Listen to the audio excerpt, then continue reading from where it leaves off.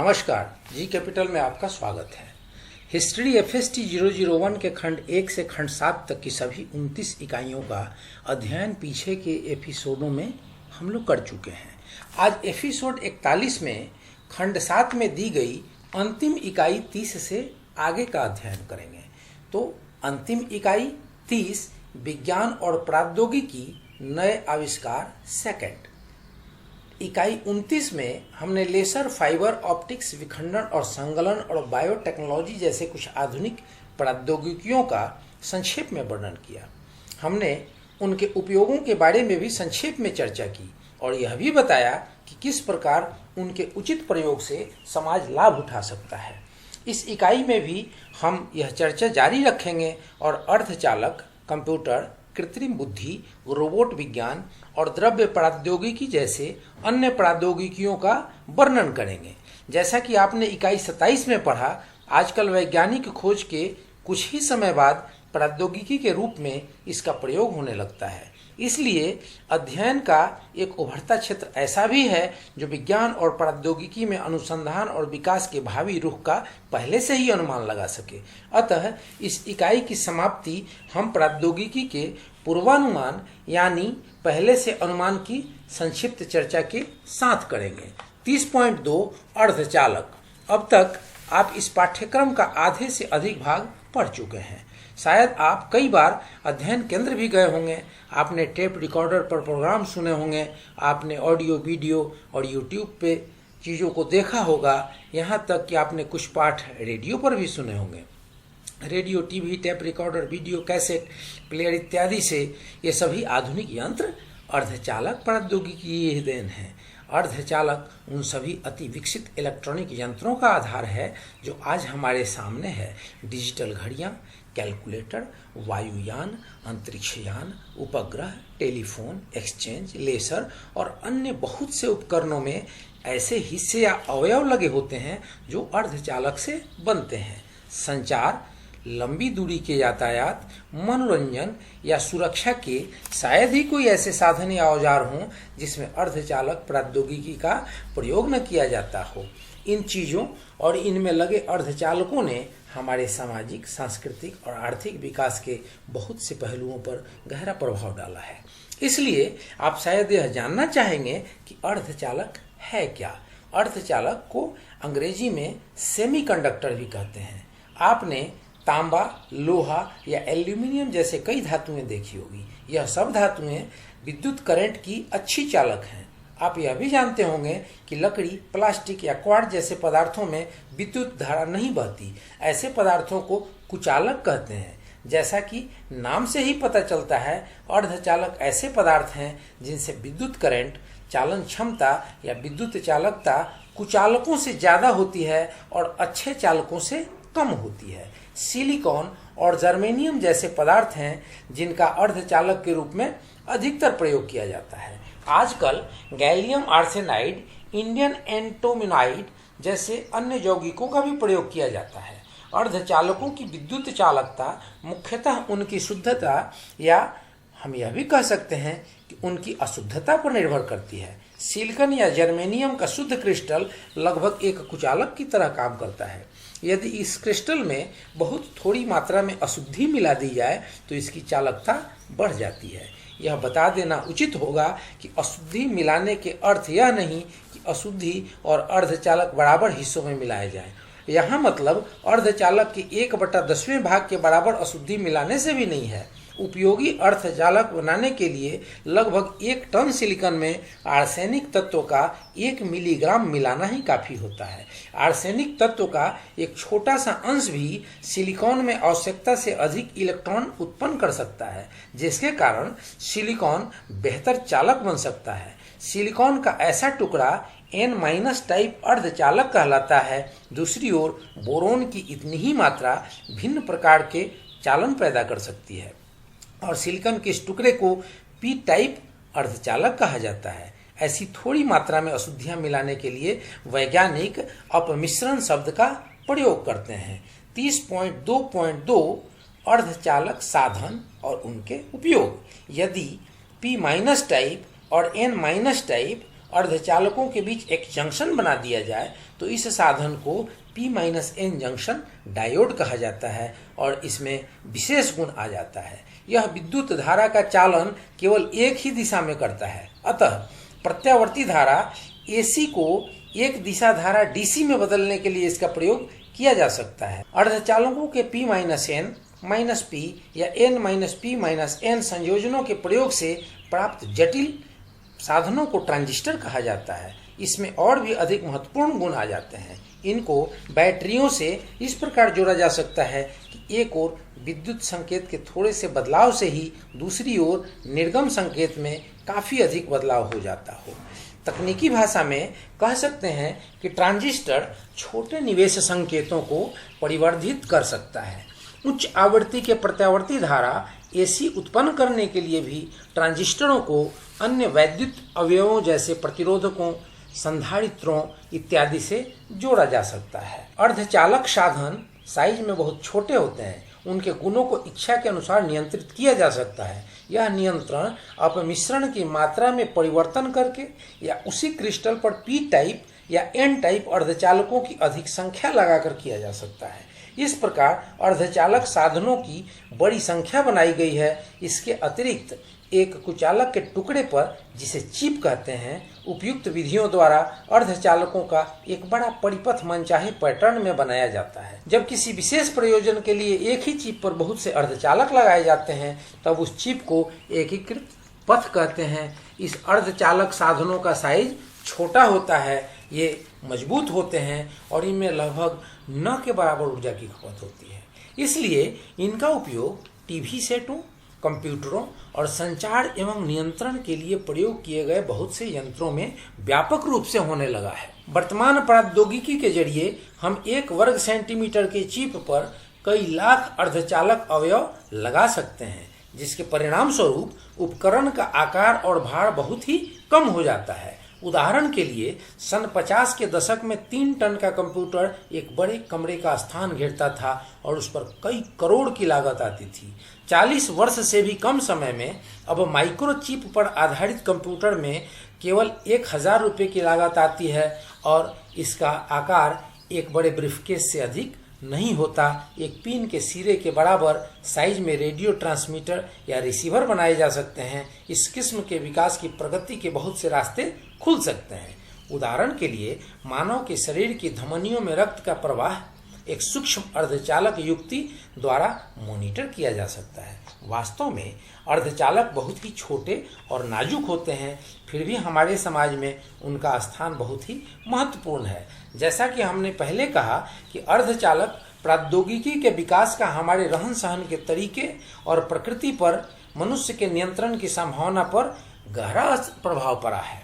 मानव के मनोरंजन के साधन के रूप में और साथ ही साथ लोगों के रोजगार के अवसर देने के अतिरिक्त इस प्रौद्योगिकी ने विश्व में संचार क्षेत्र में आश्चर्यजनक काम किए हैं। फिर भी अक्सर यह शक जाहिर किया जाता है कि इस बहुत उपयोगी उपकरण के ऐसे विकास से बेरोजगारी फैल जाएगी। उदाहरण के लिए कंप्यूटर के कारण बहुत से क्लर्कों की आवश्यकता नहीं रहेगी या रोबोट के प्रयोग से कारखानों के कामगार बेरोजगार हो जाएंगे। लेकिन अतीत में भी पुरानी प्रौद्योगिकियों का स्थान नई प्रौद्योगिकियां लेती रही हैं। उदाहरण के लिए घोड़े द्वारा खींचे जाने वाली गाड़ियों के स्थान पर मोटर से चलने वाली गाड़ियां आई और विगत अनुभव यह सिखाता है कि जब समाज इस तरह से आगे बढ़ता है तब रोजगार के नए नए अवसर पैदा होते जाते हैं। उदाहरण के लिए मोटर वाहनों के प्रयोग से उनके बनाने, रख रखाव करने और मरम्मत में बेरोजगार के नए अवसर मिले, जो तांगा चलाने या घोड़ों की चिकित्सा वाले रोजगारों के अवसरों से किसी भी प्रकार कम नहीं होंगे, अधिक भले ही हो सकते हों। इसी प्रकार अर्धचालक प्रौद्योगिकी ने अपने ही ढंग के रोजगार के नए अवसर दिए हैं। अंतर केवल इतना है कि इन कार्यों में शिक्षा और प्रशिक्षण की आवश्यकता होती है। अतः इसका हल कई प्रौद्योगिकी को त्याग करने में नहीं है, बल्कि इसका हल यह है कि नई प्रौद्योगिकी को अपना लिया जाए और इसके लिए लोगों को आवश्यक प्रशिक्षण दिया जाए। जैसा कि आपने अभी पढ़ा कि अर्धचालक प्रौद्योगिकी का कई जगह इस्तेमाल किया जा सकता है, जिसमें से कंप्यूटर सबसे महत्वपूर्ण है। अब हम कंप्यूटर के बारे में कुछ जानकारी प्राप्त करेंगे। 30.3 कंप्यूटर प्रौद्योगिकी। आपने शायद अभी तक कंप्यूटर न देखा हो, लेकिन आपके जीवन में उसकी उपस्थिति को नकारा नहीं जा सकता। आपके स्कूल की मार्कशीट कंप्यूटर पर तैयार की जाती है। आपको मिलने वाले पानी और बिजली के बिल कंप्यूटर पर तैयार किए जाते हैं। यदि नई दिल्ली जैसे किसी बड़े शहर में आप रेल का रिजर्वेशन कराते हैं तो वह कंप्यूटर द्वारा ही किया जाता है। बैंकों द्वारा दी गई चेकबुक भी कंप्यूटरीकृत होती है। वास्तव में कंप्यूटर हमारे जीवन के बहुत से क्षेत्रों में तेजी से प्रवेश कर रहा है। 10 वर्ष पहले हमारे देश में कुछ ही कंप्यूटर थे। यह बहुत बड़ी और महंगी मशीनें थी। उनका विशेष वैज्ञानिक कार्यों में प्रयोग किया जाता था, अतः अधिकतर लोगों के जीवन पर उनका सीधा प्रभाव बहुत ही कम था। लेकिन अर्धचालक प्रौद्योगिकी में प्रगति के कारण अब बहुत कुछ बदल गया है। छोटे अपेक्षाकृत सस्ते कंप्यूटरों से लेकर बड़े और बहुत महंगे कंप्यूटरों तक हजारों कंप्यूटर दफ्तरों, फैक्ट्रियों, स्कूलों, अस्पतालों, बैंकों, रेलवे स्टेशनों, हवाई अड्डों और यहाँ तक कि हमारे घरों में प्रयोग किए जा रहे हैं। भारत के प्रत्येक जिला मुख्यालय में कंप्यूटर लगाए जाने की योजना तैयार की गई है, जो उपग्रह संचार के जरिए बड़े केंद्रीय कंप्यूटरों से जुड़े होंगे। यह जाल समूचे देश के लिए सभी किस्म की नवीनतम सूचनाएं रखेगा। इस शताब्दी के अंत तक कंप्यूटर हमारे जीवन के अभिन्न अंग बन जाएंगे। कंप्यूटर सूचनाओं के आदान प्रदान करने, छोटे से छोटे स्तर पर योजना बनाने और बहुत सी जटिल समस्याओं का हल निकालने में हमारी क्षमता अभूतपूर्व रूप से बढ़ा देंगे। 30.3.1 कंप्यूटर कार्य प्रणाली। कंप्यूटर एक सीधी सादी मशीन है। इससे विस्मय विमूढ़ नहीं होना चाहिए। मूलतः कंप्यूटर केवल सूचनाएं ग्रहण करता है और उन्हें संचित करता है। फिर यह सूचनाओं को प्रोसेस करता है, उदाहरण के लिए किसी क्रम में लगाता है, संख्याएं जोड़ता है या उन सबको एक साथ गुना करता है। अंत में यह किसी निर्गम युक्ति पर आवश्यक सूचना दे देता है। उदाहरण के लिए कंप्यूटर के पर्दे पर जहां इसे देखा जा सकता है या कागज पर विवरण देता है। यह प्रक्रिया वैसी है जो हम रोज अपने आप करते हैं। हम अपनी इंद्रियों के जरिए सूचनाएं ग्रहण करते हैं, हमारा मस्तिष्क उनको संचित कर प्रोसेस करता है और फिर हम उसके अनुसार कार्य करते हैं। उदाहरण के लिए यदि हमसे दो संख्याओं के गुना करने के लिए कहा जाए तो हमारा मस्तिष्क आंखों या कानों के जरिए उन संख्याओं को ग्रहण करता है, संख्याओं को मस्तिष्क में रखता है और फिर उनकी गणना करता है। उत्तर या तो मौखिक तौर पर बता दिया जाता है या तो कागज पर लिख कर दे दिया जाता है। यह अंतर केवल यह है कि कंप्यूटर यह सब काम हमारी अपेक्षा काफी तेजी से करता है। लंबी गणनाएं और कागजी कार्यवाही जिसमें हमें हफ्तों, महीनों या वर्षों लग सकते हैं, वे कार्य कंप्यूटर द्वारा केवल कुछ ही सेकंडों या मिनटों में हो सकते हैं। उदाहरण के लिए औसतन कोई व्यक्ति 1 मिनट में 5 से 10 गणनाएं कर सकता है। औसत कंप्यूटर प्रति सेकंड 10,000 जटिल गणनाएं कर सकता है। तेज कंप्यूटर 1 सेकंड में लाखों जटिल गणनाएं कर सकता है और सबसे बड़ी खूबी यह है कि इन गणनाओं में कोई त्रुटि नहीं होती। कंप्यूटर बड़ी मात्रा में आंकड़ों का भंडारण कर सकते हैं। इन्हें सब कारणों से कंप्यूटर का आजकल जीवन के सभी कार्यों में प्रयोग किया जा रहा है। कंप्यूटर के 2 प्रमुख पहलू हैं, हार्डवेयर और सॉफ्टवेयर। सभी जटिल इलेक्ट्रॉनिक परिपथों और विभिन्न अन्य चुंबकीय और यांत्रिकी युक्तियों से मिलकर कंप्यूटर हार्डवेयर बना है। कंप्यूटर सॉफ्टवेयर में निर्देशों या प्रोग्रामों का एक सेट आता है जो कंप्यूटर हार्डवेयर को चलाता है। निर्देशों के सेट को प्रोग्राम कहते हैं, जिसका परिपालन कंप्यूटर द्वारा कई चरणों में किया जाता है। अब हम इन 2 पहलुओं पर संक्षेप से वर्णन करेंगे। कंप्यूटर का हार्डवेयर। आजकल भांति भांति के कंप्यूटर प्रयोग किए जाते हैं, लेकिन प्रत्येक कंप्यूटर में मूलतः 5 यूनिट होते हैं। कंप्यूटर में एक बार प्रोग्राम दिए जाने पर नियंत्रक यूनिट काम करना शुरू कर देता है और यह निर्देशों का चुनाव करता है, उन्हें क्रमबद्ध करती है और अन्य यूनिटों को अपने अपने कार्य करने के लिए कहती है। यह यूनिट कंप्यूटर शरीर में केंद्रीय तंत्रिका तंत्र की तरह काम करती है। उदाहरण के लिए नियंत्रक यूनिट अंक विज्ञान और तर्क यूनिट को निर्देश देती है कि वह स्मृति को संख्याएं अप्लाई करे। साथ ही वह अंक विज्ञान और तर्क यूनिट को आवश्यकता जोड़ने, घटाने, गुना करने या भाग करने के लिए निर्देश देती है। नियंत्रक यूनिट और ALU दोनों को मिलाकर केंद्रीय प्रोसेसिंग यूनिट या CPU बनता है। यह कंप्यूटर का सबसे महत्वपूर्ण भाग है जो अनेक ट्रांजिस्टरों और एकीकृत परिपथों से मिलकर बनता है। आईसी के बारे में आप इसी खंड में पहले पढ़ चुके हैं और इनसे सीपीयू का इलेक्ट्रॉनिक परिपथ बनता है। अंत में नियंत्रक यूनिट निर्गम को अंतिम परिणाम प्राप्त करने का निर्देश देती है। परिणामों को टीवी स्क्रीन नुमा मॉनिटर पर दिखाया जा सकता है या प्रिंटर द्वारा कागज पर छापा जा सकता है। इनको फ्लॉपी डिस्क पर भी स्थानांतरित किया जा सकता है।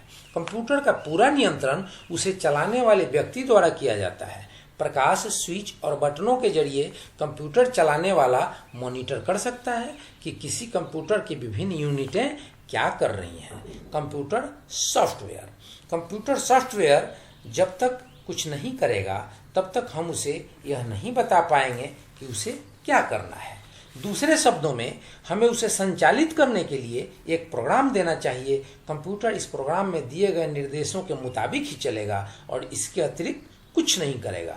उसमें हमारी तरह सोचने की शक्ति नहीं है। उपयुक्त प्रोग्राम के माध्यम से कंप्यूटर को न केवल सरल अंकगणितीय समस्याएं हल करने के लिए निर्देश दिए जा सकते हैं बल्कि बहुत ही जटिल गणनाएं करने के लिए भी। इसके अतिरिक्त यह बहुत से खाते रख सकता है और बिल इत्यादि तैयार कर सकता है। कंप्यूटर सॉफ्टवेयर दो किस्म के होते हैं, एप्लीकेशन सॉफ्टवेयर और सिस्टम सॉफ्टवेयर। एप्लीकेशन सॉफ्टवेयर प्रोग्रामों का एक सेट है जिनमें समस्याओं का हल निकाला जाता है या सूचना और आंकड़े निकाले जाते हैं। यह प्रोग्राम एक विशेष कोड या संकेतात्मक भाषा में लिखे होते हैं। उन भाषाओं को बेसिक, फोर्ट्रन, कोबोल, पास्कल इत्यादि नाम दिए गए हैं। इनमें से कुछ अकाउंटिंग के लिए, कुछ अंकगणितीय गणनाओं के लिए और कुछ तार्किक प्रक्रियाओं के लिए उपयुक्त होते हैं। सिस्टम सॉफ्टवेयर कंप्यूटर हार्डवेयर और एप्लीकेशन सॉफ्टवेयर के बीच एक कड़ी का काम करता है। कोड या प्रोग्राम की भाषा को हार्डवेयर प्रचालन के लिए आवश्यक उपयुक्त विद्युत सिग्नलों में बदल दिया जाता है। सिस्टम सॉफ्टवेयर पर प्रयोगकर्ता का कोई नियंत्रण नहीं होता, यह सिस्टम के भीतर ही बना होता है। 13.3.2 micro computer, mini computer, main frame, super computer और उनके उपयोग। कंप्यूटर बहुत ही साइजों में आते हैं और उनकी गणना करने की क्षमताओं में बड़ा अंतर होता है। साइज, लागत और गणना करने की क्षमता के लिहाज से उनकी विभिन्न किस्मों का वर्गीकरण करना बहुत ही कठिन कार्य है। फिर भी हम micro computer, mini computer, main frame और सुपर कंप्यूटर के बारे में पढ़ते या सुनते हैं। इस किस्म का विभाजन मनमाना ही है। विभिन्न मशीनों के लागत और कार्य क्षमताओं को माइक्रो या मिनी नाम देने का कोई विशेष अर्थ नहीं है। उदाहरण के लिए एक शक्तिशाली कंप्यूटर को उसका निर्माता मिनी के रूप में बेचता है, जबकि वह छोटे मेन फ्रेम कंप्यूटर की तुलना में अधिक गणनाएं कर सकता है, अधिक आंकड़ों का भंडारण कर सकता है और इसकी लागत अधिक होती है। शायद ऐसे शक्तिशाली माइक्रो कंप्यूटर भी देखे जा सकते हैं जो एक मिनी कंप्यूटर की तुलना में अच्छा कार्य करते हैं और जिनकी लागत भी कम आती है। घरों, दफ्तरों या व्यवसायों में प्रयोग होने वाले कंप्यूटर माइक्रो कंप्यूटर या पर्सनल कंप्यूटर कहलाते हैं। पर्सनल कंप्यूटर को प्रायः पीसी ही लिखा जाता है। पीसी पर बहुत से काम किए जा सकते हैं। भंडारण क्षमता और आंकड़ों की बड़ी मात्रा का रखरखाव करने में अपने में सामर्थ्य के कारण यह व्यापार में बहुत उपयोगी है। बहुत ही कम समय और बहुत ही कम प्रयास से बिल और विवरण तैयार किए जा सकते हैं। पीसी की सहायता से मैनेजर वित्तीय आंकड़ों को व्यवस्थित कर सकते हैं और उसी के अनुसार योजना बना सकते हैं। कंप्यूटर की सहायता से डिजाइन के प्रोग्राम से डिजाइनरों और इंजीनियरों को अपने प्रस्तावित उत्पादों के डिजाइन और परीक्षण में सहायता मिलती है। इस प्रकार वे प्रारंभिक डिजाइन में रह गई कमियों को दूर कर सकते हैं और बिल्कुल सही उत्पाद बना सकते हैं। मजे की बात तो यह है कि जटिल एकीकृत परिपथ जिनसे कंप्यूटर बनते हैं स्वयं भी कंप्यूटर पर डिजाइन किए जाते हैं। इंदिरा गांधी राष्ट्रीय मुक्त विश्वविद्यालय में हम इन पाठों की पांडुलिपि को टाइप करने और संशोधित करने के लिए वर्ड प्रोसेसर के रूप में पीसी का प्रयोग करते हैं। टाइपराइटर द्वारा टाइप करने के एक गलत शब्द को बदलने के लिए या किसी पैराग्राफ को निकालने के लिए दोबारा टाइप करने की आवश्यकता हो सकती है। पीसी में पाठ एक फ्लॉपी डिस्क पर स्टोर कर दिया जाता है और एक स्क्रीन पर इच्छानुसार देखा जा सकता है। हम जितने भी चाहें संशोधन कर सकते हैं। पूरी तरह संतुष्ट हो जाने पर ही पाठ प्रिंट किया जाता है। पीसी को मेन फ्रेम या सुपर कंप्यूटरों से जोड़ा जा सकता है, अतः प्रयोग करने वाले अपने प्रोग्राम मेन फ्रेम कंप्यूटर पर चला सकते हैं और परिणाम अपने अपने पीसी पर प्राप्त कर सकते हैं। आईसी प्रौद्योगिकी में सुधार के साथ ही पीसी हमारे दैनिक जीवन का अभिन्न अंग बन गई है। विकसित देशों में घरेलू बजट बनाने के लिए पीसी का प्रयोग पहले से ही किया जाता है। इसके अलावा आयकर वितरण तैयार करना, पत्ते रखना, पत्र लिखने, खेलने, मनोरंजन इत्यादि के लिए भी पीसी का प्रयोग किया जाता है। मिनी कंप्यूटर भी एक छोटा कंप्यूटर है जिसका प्रयोग आम कार्यों में किया जाता है, लेकिन यह पीसी से अधिक महंगा होता है। इसका आकार छोटे डेस्क से लेकर 4 दराजों वाली अलमीरा जितना भी हो सकता है। एक ही समय कई व्यक्ति भिन्न भिन्न प्रोग्राम एक ही मिनी कंप्यूटर पर चला सकते हैं, इसलिए यह दफ्तरों के साथ साथ शैक्षिक संस्थानों के लिए भी उपयुक्त रहते हैं। कंप्यूटर की सहायता से बनाए गए निर्देशों से विद्यार्थियों को विषय समझने में भी सहायता मिलती है। यहाँ किसी भी पाठ को समझाने के लिए प्रोग्राम का चरणों में प्रयोग किया जाता है। हर चरण के बाद ऐसे प्रश्न आते हैं जिनका अगले पाठ या चरण पर जाने से पहले हल करना आवश्यक होता है। पीसी के साथ साथ मिनी कंप्यूटर का प्रयोग ट्यूटोरियल प्रोग्राम बनाने के लिए भी किया जाता है, जो ऐसा कोई भी विषय पढ़ा सकते हैं जिसके लिए प्रोग्राम तैयार किया गया है। यह ठीक वैसा ही है जैसे हम एक कैसेट खरीदकर अपने मनपसंद गाने सुन सकते हैं। विद्यार्थी अपना कंप्यूटर प्रोग्राम बनाना सीखते हैं और कंप्यूटर पर उनको अपने आप चलाते हैं। कंप्यूटर प्रतिबिंबों या चित्रों को भी प्रोसेस कर सकते हैं। अस्पतालों में रोगियों का पुराना विवरण रखने के लिए और साथ साथ मस्तिष्क, फेफड़ों या शरीर के अन्य किसी भाग का रंगीन चित्र प्राप्त करने के लिए कंप्यूटर का प्रयोग किया जाता है। मिनी और माइक्रो कंप्यूटरों के आने से पहले वास्तव में सभी गणनाएं मेन फ्रेम कंप्यूटर पर की जाती थी। एक ही समय कई व्यक्ति मेन फ्रेम कंप्यूटर पर काम कर सकते हैं। इसकी स्मृति बहुत बड़ी होती है और यह पीसी या मिनी से कहीं अधिक तेजी से काम कर सकता है। विश्वविद्यालयों और वैज्ञानिक खोज करने वाली संस्थाओं में जटिल गणनाएं करने के लिए इनका प्रयोग किया जाता है।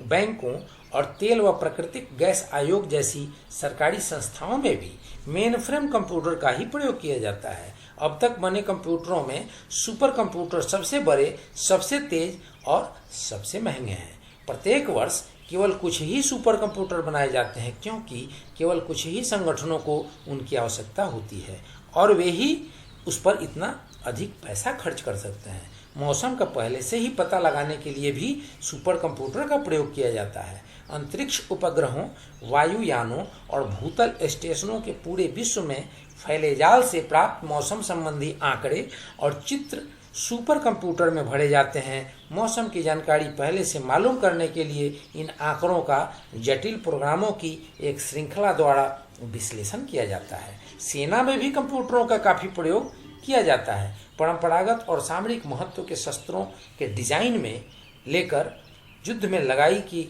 नीति बनाने तक में इनका प्रयोग किया जाता है। परमाणु अस्त्रों को तैनात करने और उनका पता लगाने और उनके द्वारा प्रहार करने में भी इनका प्रयोग किया जाता है। कभी कभी धोखाधड़ी या जुर्म के लिए भी कंप्यूटर का गलत इस्तेमाल किया जाता है। यदि कंप्यूटर की स्मृति में सभी किस्म के आंकड़े हों तो किसी व्यक्ति की आय, व्यय, कर, बैंक खाते, खरीदारियां, समाचार पत्र पत्रिकाओं का चंदा, मित्र, अदालती मुकदमों और इसी प्रकार की अन्य सूचनाएं जानी जा सकती हैं। इन सब को एक साथ मिलाकर उस व्यक्ति के निजी जीवन या राजनैतिक सुझाव इत्यादि के बारे में मालूम किया जा सकता है। यह उसके निजी जीवन में हस्तक्षेप होगा और नागरिक के निजी जीवन की स्वतंत्रता का हनन होगा। कंप्यूटरों पर सूचनाओं की आवश्यकता से अधिक केंद्रीकरण करने से इनका राज्य या अपराधियों द्वारा दुरुपयोग किया जाना संभव है। असावधानी से की गई त्रुटियों के कारण हजारों रुपए के बिल उन उपभोक्ताओं को प्राप्त हो जाते हैं जिनका बिल शायद कुछ ही रुपए आता है। बहुत से बार कंप्यूटर द्वारा उड़ती हुई चिड़िया को परमाणु मिसाइल समझ लेने के कारण विश्व भयंकर विपत्ति में फंस चुका है। कंप्यूटर दुधारी तलवार की तरह है। यह हमें सांसारिक कार्यकलापों की बोरियत से दूर रखता है, लेकिन इसके द्वारा हम पर भी निरंतर नजर रखी जा सकती है। इसका किस प्रकार प्रयोग किया जाना है यह उन पर निर्भर करता है जो यह निर्णय लेते हैं कि इसका सदुपयोग करना है या दुरुपयोग।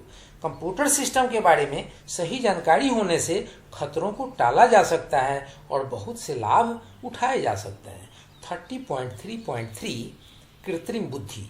कंप्यूटर विज्ञान में हाल ही के प्रयत्नों के कारण कृत्रिम बुद्धि आर्टिफिशियल इंटेलिजेंस का भी विकास हो गया है। आम कंप्यूटर जटिल गणनाएं कर सकते हैं और तर्क संगत प्रश्नों का हल दे सकते हैं। शतरंज खेलने के लिए भी कंप्यूटर प्रोग्राम बनाया जा सकता है, लेकिन उनसे इस तरह के कार्य कराने के लिए हमको मेहनत से विस्तृत प्रोग्राम बनाकर देना होगा। यकीनन वे उस आदमी से बेहतर शतरंज नहीं खेल सकते जिसने वह कंप्यूटर प्रोग्राम बनाया हो। उनका लाभ केवल यह है कि किसी भी चाल के बहुत से संभव परिणामों में से वास्तविक चाल चलने का निर्णय एक कंप्यूटर बहुत ही तेजी से ले सकता है, लेकिन बुद्धिमत्ता का अर्थ केवल तर्क और विश्लेषण करना या निर्णय लेना ही नहीं है। इसके अतिरिक्त किसी स्थिति को पूरी तरह समझना और इससे निपटने के लिए निर्णय लेना भी शामिल है। हम एक सीधा साधा उदाहरण लेते हैं किसी से बातचीत को समझने का। मनुष्य का कान और मस्तिष्क तांत्रिक संबंधी प्रक्रियाएं दोनों मिलकर उसे किसी वाक्य को समझने और इसका प्रत्येक शब्द पहचानने योग्य बनाते हैं। भले ही विभिन्न व्यक्ति, आदमी, औरतें और बच्चे कितने भी विविध तरीकों से उस बात को कहें, यदि अर्थहीन शब्दों या ध्वनियों के साथ यह प्रयोग किया जाए तो इनमें से 50% से भी अधिक भाग मानवीय उपकरण भी नहीं पहचान पाएगा। इससे साफ है कि बोलने वाला कोई भी हो, इंसानी दिमाग इस बोली को पहचानने में प्रसंग और व्याकरण तथा विभिन्न ध्वनियों को सुनने के अपने अनुभव का इस्तेमाल करता है। कंप्यूटर तब तक सफलतापूर्वक ध्वनि नहीं पहचान सकता जब तक इसमें भी हजारों ध्वनि प्रतिरूपों का भंडार न बना दिया जाए।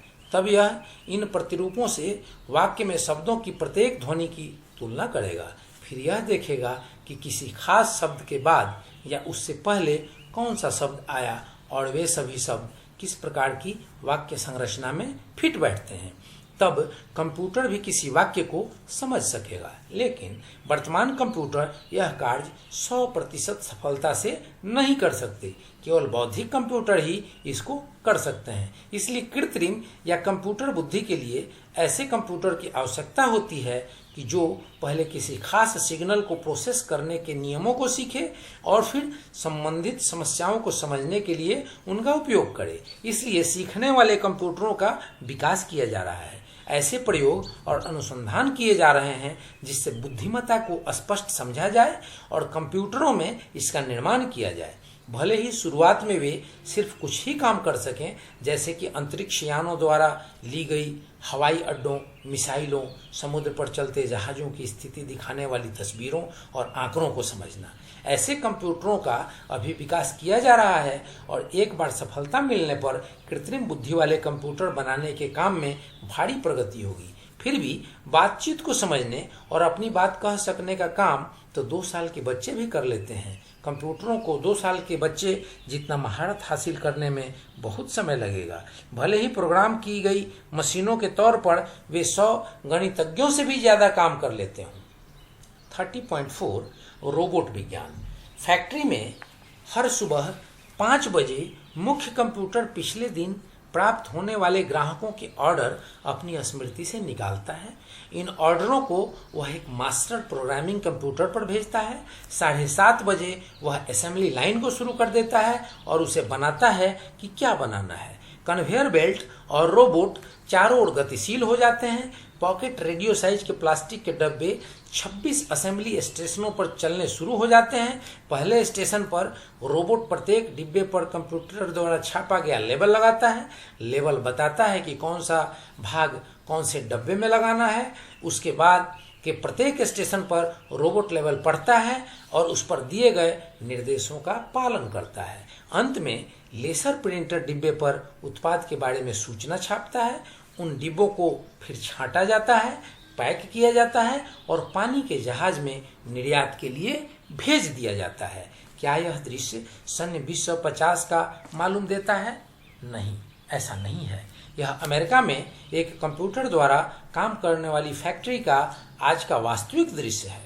इस फैक्ट्री में कार्यदल के रूप में रोबोट उपस्थित रहते हैं। केवल 4 मानव टेक्नीशियनों के नियंत्रण में यह रोबोट काम करते हैं और 600 इकाई प्रति घंटे का उत्पादन करते हैं। रोबोट कहलाने वाली यह अभूतपूर्व मशीनें आखिर हैं क्या?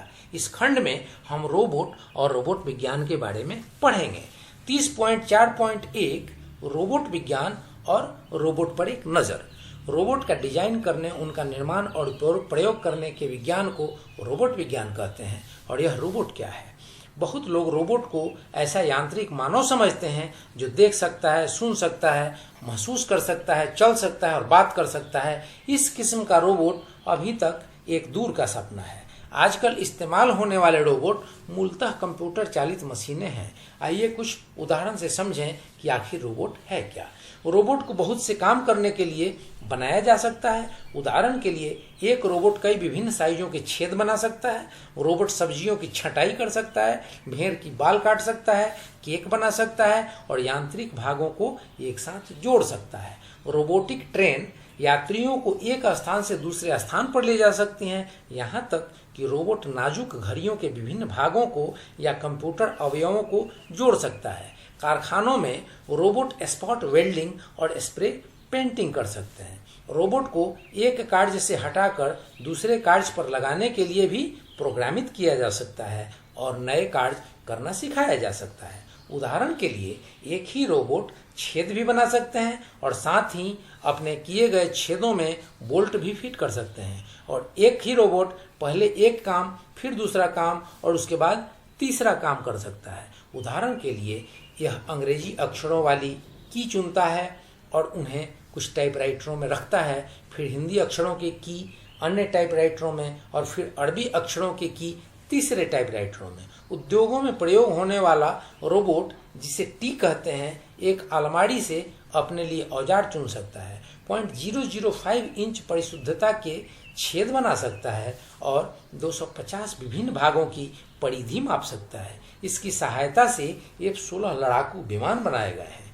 इस उदाहरण से स्पष्ट हो जाना चाहिए कि रोबोट एक कंप्यूटरीकृत, बहुप्रयोजनीय और पुनः प्रोग्रामित होने वाली मशीन है जो विभिन्न प्रकार के कार्य कर सकती है। रोबोट को दृष्टि प्रदान करना। रोबोट कोई भी वस्तु या दृश्य देखने लायक बनाया जा सकता है। रोबोट में प्रकाशीय संवेद कर किसी वस्तु से आने वाले प्रकाश की विभिन्न द्युतियों को रिकॉर्ड कर सकता है। फिर उस वस्तु को पहचानने के लिए कंप्यूटर उसके प्रत्येक बिंदु की द्युति की इसकी स्मृति में रखे चित्र के विभिन्न बिंदुओं की द्युति से तुलना करता है। यदि द्युति मेल खाती है तो वह उस वस्तु को देख सकता है और फिर जिस काम के लिए इसे प्रोग्रामित किया गया है वह काम भी कर सकता है। गतिशील रोबोट भुजाएं। रोबोट का डिजाइन मनुष्य की भुजा की तरह भी किया जा सकता है। भुजाओं वाले रोबोट बनाने के लिए रोबोट विशेषज्ञ कंप्यूटर विज्ञान और यांत्रिक इंजीनियरिंग दोनों की कुशलता और अच्छाइयों का सहारा लेते हैं। कार्य के दौरान रोबोट की भुजाओं को बहुत सी स्थितियों में चलना आवश्यक हो जाता है। इन स्थितियों के अनुरूप लाखों संख्याएं रोबोट की स्मृति में भर दी जाती हैं। भुजा में खास स्थित विशेष यांत्रिक युक्तियां इन संख्याओं को प्रारंभिक गतियों में बदल देती हैं। खास किस्म की रोबोट भुजाओं में उंगली वाले हाथ नहीं होते। इसके बजाय भुजाओं में विशेष काम करने के लिए युक्तियां लगा दी जाती है। इन युक्तियों की सहायता से वही रोबोट स्प्रे गन के जरिए स्प्रे पेंट कर सकता है, धातुओं को वेल्ड कर सकता है और क्रम में लगाने के लिए विभिन्न वस्तुओं को उठा सकता है। चलते फिरते रोबोट। जरा शांति के साथ बैठकर सोचिए कि पहिया के तुलने में आपके पैरों के क्या क्या लाभ हैं। पहिए सीढ़ियों पर नहीं चढ़ सकते, वे बाधाओं को पार नहीं कर सकते या सांकरे रास्ते से होकर गुजर नहीं सकते या नरम या उभर खावर धरती पर नहीं चल सकते। मनुष्य और जानवर वह मार्ग अपना सकते हैं जहां उनके पैरों को अच्छी तरह से पकड़ या सहारा मिल जाए। विशेषतः पहाड़ी इलाकों में। वास्तव में पृथ्वी के पृष्ठ का लगभग आधा भाग ऐसा ही है जहां पहियों के लिए चलना काफी कठिन होता है। सरकना, पहाड़ों पर चढ़ना, संतुलन रखना, भ्रमण करना और दौड़ना केवल पैरों वाले जीव के लिए संभव है। हमारी टांगें घुटनों पर मुड़ सकती हैं, जिसके कारण चलना फिरना सरल हो सकता है। इसके लिए रोबोट की टांगें लगा देनी चाहिए ताकि वे सरलता में चल सकें। रोबोट विज्ञान में पायरदार रोबोट का बनाना एक चुनौती बन गया है। यद्यपि पायरदार वाहनों में कंप्यूटर बनाए गए हैं, फिर भी संतुलन, समन्वय और उभर खाबड़ धरती पर चलने की समस्या का हल निकालना कठिन है। 30.4.2 रोबोट से लाभ। विकास के इस स्तर पर जीवों की तुलना में रोबोट के कई लाभ हैं। मनुष्य थक जाता है, लेकिन रोबोट एक दिन में 24 घंटे, सप्ताह में 7 दिन बिना थके काम कर सकता है। आप कल्पना कर सकते हैं कि कारखानों के मालिक उनसे कितना प्यार करते होंगे। वे अपना काम बिना किसी गलती के कर सकते हैं। अधिक गर्मी, सर्दी, धूल, विकिरण और विषाक्त रसायनों का रोबोट पर कोई विशेष प्रभाव नहीं पड़ता। वे वहाँ भी काम कर सकते हैं जहाँ ऑक्सीजन न हो, जहाँ निर्वात हो। मतलब यह कि रोबोट वहाँ भी काम कर सकते हैं जहाँ मनुष्य के लिए काम करना खतरे से खाली नहीं है। रोबोट ऐसे काम भी कर सकते हैं जहाँ बहुत अधिक शक्ति की आवश्यकता हो या जहाँ छोटी लेकिन महंगी पड़ने वाली गलतियाँ की संभावना अधिक होती हो। 30.4.3 रोबोट की तैयारी। ऊपर बताए गए कारणों से रोबोट चालित फैक्ट्री का उत्पादन उत्तम होता है और मानव चालित फैक्ट्री के मुकाबले काफ़ी ज़्यादा होता है। अतः बाजार में रोबोट फैक्ट्रियों द्वारा बनाए गए माल की साधारण माल की तुलना में मांग अधिक होती है। विकासशील देशों में यह चिंता का विषय है। यही कारण है कि अमेरिका, जापान, सोवियत रूस में इन रोबोटों की संख्या बहुत बढ़ गई है और हम भी अपनी अनुसंधान प्रयोगशालाओं में इनका विकास करने के यत्न में लगे हैं। 30.5 द्रव्य विज्ञान और प्रौद्योगिकी। अभी तक आपने विभिन्न किस्म की प्रौद्योगिकियों के बारे में पढ़ा है। इन प्रौद्योगिकियों में प्रयोग किए गए अनेक द्रव्य को भी आपकी जानकारी मिली। आपके जीवन में प्रत्येक दिन बड़ी मात्रा में द्रव्यों के विभिन्न किस्मों का प्रयोग होता है। वह प्याला जिसमें आप चाय पीते हैं, साइकिल, बस या कार जिसमें आप यात्रा करते हैं, कपड़े जो आप पहनते हैं, फर्नीचर और दूसरी वस्तुएं जिनका आप प्रयोग करते हैं। द्रव्यों की संख्या बहुत बड़ी है। विभिन्न मिश्रणों की इस्पात की हजारों किस्में बन सकती है। कांच और प्लास्टिक की 10,000 से अधिक किस्में हैं। नायलॉन, रियॉन जैसे संश्लेषी रेशों ने वस्त्र उद्योग का रूप ही बदल दिया है। रसायन, उर्वरक, कीटनाशक, औषधियाँ कुछ अन्य उदाहरण हैं। फाइबर ग्लास एल्यूमिनियम से हल्का है लेकिन इस्पात से अधिक मजबूत है। इसलिए टिकाऊ फर्नीचर, सूटकेस इत्यादि बनाने के लिए इसका प्रयोग किया जाता है। इसी तरह अर्धचालक लाभप्रद द्रव्य है जिनके बारे में आप पहले पढ़ चुके हैं। हाल ही के वर्षों में द्रव्य क्रिस्टल का घड़ियों, कैलकुलेटर आदि में बहुतायत से प्रयोग किया जाता है। नई नई वैज्ञानिक और प्रौद्योगिक आवश्यकताओं को पूरा करने के लिए नए नए द्रव्य विकसित किए जाते हैं। इन द्रव्यों का प्रयोग प्रकृति को अपने अनुकूल बनाने और अपने कल्याण के लिए उसको वैसा बनाए रखने के लिए किया जाता है। आप पहले ऐसे कांचों के बारे में पढ़ चुके हैं जिनके तार बनाए जा सकते हैं, यानी ऑप्टिकल फाइबर, जिसके कारण तारों के जरिए प्रकाश का संचार संभव हो पाया है। 30.6 प्रौद्योगिकी पूर्वानुमान। अभी हमने समझा कि प्रौद्योगिकी के विकास में और उसके जरिए सामाजिक जरूरतें पूरा करने में विज्ञान का कितना बड़ा हाथ है। अब प्रश्न यह है कि क्या भविष्य की प्रौद्योगिकी का पूर्वानुमान लगाया जा सकता है? क्या हम आज यह जान सकते हैं कि आज से 10 वर्ष बाद किस किस्म की युक्तियां, मशीनें, अस्त्र इत्यादि उपलब्ध होंगे?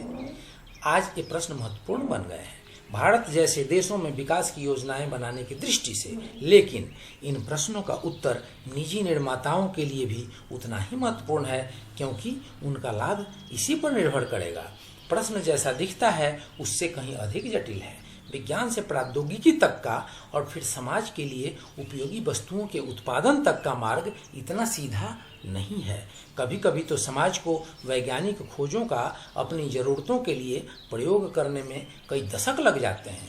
उसके बाद इन युक्तियों में सुधार करने की आवश्यकता होती है और इस प्रकार प्रौद्योगिकी और विज्ञान की तरक्की होती है। उदाहरण के लिए 1831 में फैराडे ने विद्युत प्रेरण के नियमों की खोज की, जिन पर वर्तमान जनरेटर और बिजली की मोटर आधारित हैं। लेकिन इनकी उस समय आवश्यकता नहीं थी। उनके बिना ही लोगों का काम चल रहा था। आपके मन में प्रश्न उठता है, घरों और सड़कों को प्रकाशमान करने के लिए वे लोग तब बिजली का प्रयोग क्यों नहीं करते थे? उत्तर बहुत सरल है, तब तक बल्ब ही नहीं बनाया गया था। जब सबसे पहला तब फिलामेंट लैंप बनाया गया तो कुछ घंटों से ज़्यादा नहीं जल पाया, क्योंकि तब अच्छे किस्म के हवा निकालने के पंप उपलब्ध नहीं थे। लेकिन बिजली के इस्तेमाल में सबसे बड़ी रुकावट बिजली को बेचकर लाभ कमाने की थी। यह केवल 1881 में ही संभव हो पाया। 30.7 सारांश। इस इकाई में हमने जो भी पढ़ा है उसका सारांश नीचे दिया गया है। अर्धचालक ऐसे द्रव्य हैं जिनकी चालकता का मान धातुओं और कुचालकों की चालकता के मान के बीच होता है। अर्धचालकों से बनाए जा सकने वाले बहुत से लाभप्रद साधनों और विभिन्न कार्यों में उनके उपयोगों का वर्णन किया गया है। कंप्यूटर के मूल अवयवों का वर्णन किया गया है और कंप्यूटर हार्डवेयर और सॉफ्टवेयर की एक झलक भी दी गई है। हमने विभिन्न किस्म के कंप्यूटरों और उनके उपयोगों का भी वर्णन किया है। कृत्रिम बुद्धि कंप्यूटरों का एक तेजी से बढ़ता हुआ उपयोग है। रोबोट विज्ञान कंप्यूटर प्रौद्योगिकी का ही एक रूप है जिसका आजकल उद्योगों, आयुर्विज्ञान और अन्य क्षेत्रों में प्रयोग किया जा रहा है। द्रव्य विज्ञान और प्रौद्योगिकी का प्रयोग इन द्रव्यों का विकास करने और विशिष्ट प्रयोजन के लिए उपयुक्त पुराने द्रव्यों को बेहतर बनाने में किया जाता है। नई नई प्रौद्योगिकियों का आर्थिक महत्व बहुत अधिक है और इन सभी का विकास विज्ञान पर निर्भर है। हाल ही में विज्ञान और प्रौद्योगिकी के भविष्य के संभावित विकास को मॉनिटर करना एक महत्वपूर्ण कार्य माना गया है। और अंत में कुछ प्रश्न हैं, उन प्रश्नों को जान लेना भी आप लोगों के लिए अति आवश्यक है। जैसे अर्धचालकों के 4 लाभ बताइए और अर्धचालक साधनों के 5 उपयोग बताइए। रोबोट के कम से कम 3 लाभ बताइए। आजकल प्रौद्योगिकी पूर्वानुमान अध्ययन का महत्वपूर्ण क्षेत्र है, क्यों? 2 कारण बताइए। और इसके साथ साथ कुछ प्रश्न और हो सकते हैं, जैसे नीचे दिए गए द्रव्यों में से प्रत्येक के कम से कम 2 उत्पाद बताइए। धातु, मिश्र धातु, पॉलीमर, फाइबर ग्लास, संश्लेषी रेशे, द्रव क्रिस्टल इत्यादि। फाइबर ऑप्टिक्स, अर्धचालकों, अंतरिक्ष प्रौद्योगिकी, सुपर चालकों में प्रगति किन विशेष द्रव्यों के कारण संभव हुई। और कुछ प्रश्न ये हो सकते हैं, ऑटोमेटिक प्रेस जैसे ऑटोमेटिक मशीन से रोबोट किस प्रकार भिन्न है। ख, रोबोट को आंखें और हाथ से काम करने की क्षमता कैसे दी जाती है। कुछ प्रश्न और भी हो सकते हैं, जैसे कि कृत्रिम बुद्धि शब्द की व्याख्या करें। जैसे क्या फोर्ट्रान भाषा एप्लीकेशन सॉफ्टवेयर की या सिस्टम सॉफ्टवेयर की या दोनों की ही भाषा है। Computer hardware, system software, application software और प्रयोग करने वाले के बीच संबंध को दिखाने वाला एक रेखा चित्र बनाइए। कंप्यूटर की 5 यूनिटें क्या हैं, इनके नाम बताइए। तो इस प्रकार के जो सारे ही बोध प्रश्न हैं, इन बोध प्रश्नों को आप अपने नोटशीट में तैयार कर लें। और नोटशीट में तैयार करने के लिए इस लेक्चर का 2 बार श्रवण करने के बाद पाएंगे कि आपको उस आंसर शीट को तैयार करना बहुत आसान हो गया। अब फ्रेंड्स, इसी शुभकामना के साथ हमारी उम्मीद है कि आप 100 में 100 नंबर लेकर के आएंगे और आप अगला एग्ज़ाम आपके लिए बहुत आसान हो जाएगा। तो इस प्रकार से आप अपनी तैयारी करें और इस वीडियो को लाइक करें, शेयर करें, सब्सक्राइब करें और बेल आइकन बटन प्रेस करना ना भूलें, ताकि ऐसी इन्फॉर्मेटिव वीडियो सबसे पहले आप तक पहुंचे। जय हिंद, जय भारत।